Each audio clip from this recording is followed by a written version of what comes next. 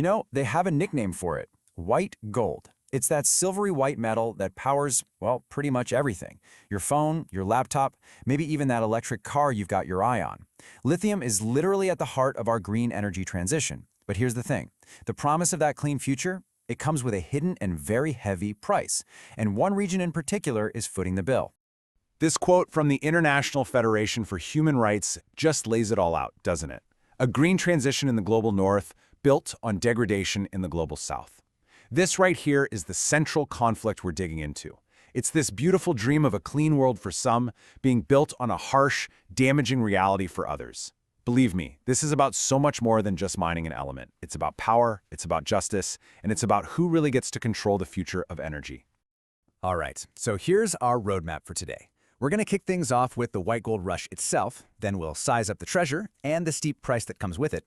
From there, we'll dive into the new geopolitical game that's playing out, look at the region's fight to take back control, and finally ask that huge question, can a transition built this way ever really be a just one? So let's jump right in with the rush itself. We're talking about this vast arid region that honestly, until pretty recently, was known more for its incredible stark beauty than for its resources. But now it's become one of the most strategically important places on the entire planet. As the global demand for lithium just explodes, this region has become absolute ground zero. So where are we talking about exactly? We're in the Lithium Triangle. It's a high-altitude region that stretches across the Andes Mountains in Argentina, Bolivia, and Chile. But you gotta forget what you might imagine about traditional mining, digging into rock. Here, the lithium isn't in a mine. It's dissolved in these massive underground reservoirs of brine, hidden just beneath some of the most stunning and fragile salt flats on Earth. Now, to really get a handle on what's happening, you have to understand the sheer scale of the treasure we're talking about, and just who is scrambling to get a piece of it. The numbers behind this rush are, frankly, staggering. Just look at this breakdown. The Lithium Triangle holds roughly 58% of the entire world's known lithium reserves. I mean, let that sink in for a second. More than half of the key ingredient for our entire battery-powered future is concentrated right here. This single fact makes South America the absolute, unavoidable epicenter of the green transition. But this is where the story gets a lot more complicated. See, having the reserves is one thing. Actually getting it out of the ground is a whole other ballgame. Chile, as you can see, is a production powerhouse. Argentina is catching up, and fast. But then look at Bolivia. It's sitting on these massive deposits, yet its production is tiny. And this gap, it has nothing to do with geology. It's all about politics, stability, and who you're willing to make a deal with. And all of this just sets the stage for a major clash between some really big players. You've got the national governments, each with its own agenda. Then you've got the corporate giants. From the US, you have companies like Albemarle. And from China, firms like Ganfeng Lithium are pouring in billions. And they're all in this intense competition to secure their supply of white gold to feed the world's seemingly bottomless appetite. Okay, this is a really crucial turning point. Because all of this demand, all of this investment, it all comes at a staggering cost. The price of this so-called green energy is being paid on the ground by real people and real ecosystems, and let me tell you, it looks nothing like the clean future we're all being sold. It really all comes down to one thing: water. To produce a single ton of lithium, mining operations use up around 500,000 gallons of fresh water. And you have to remember, this is all happening in places like the Atacama Desert, one of the driest places on the planet.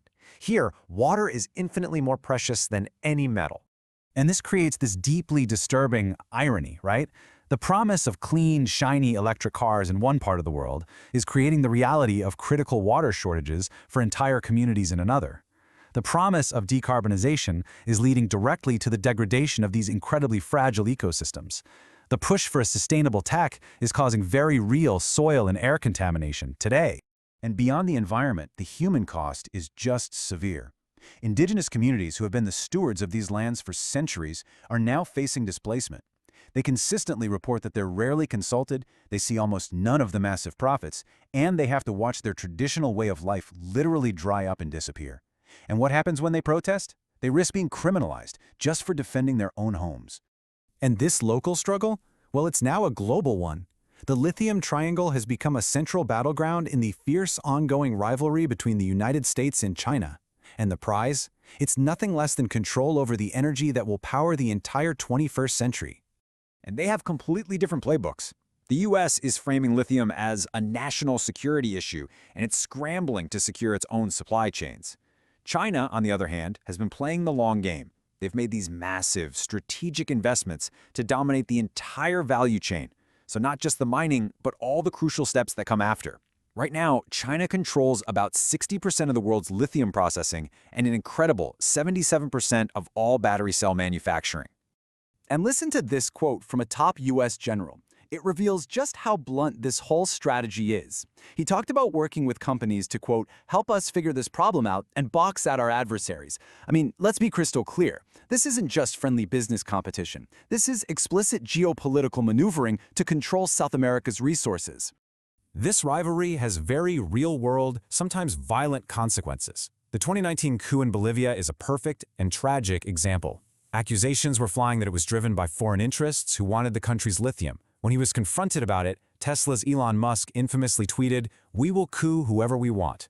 Just a stunningly stark admission of how high the stakes have really become. But the nations of the Lithium Triangle are not just sitting back and letting themselves be battlegrounds in someone else's game. No way. They are pushing back.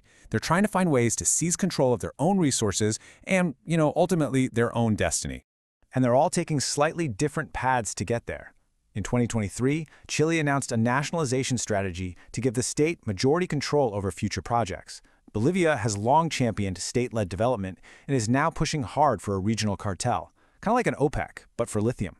Argentina is still more open to foreign investment, but the debate there about who really benefits is getting louder and louder. This quote from Bolivia's president, Luis Arce, just captures the whole sentiment perfectly. The goal of creating a regional alliance isn't just about money, it's about sovereignty.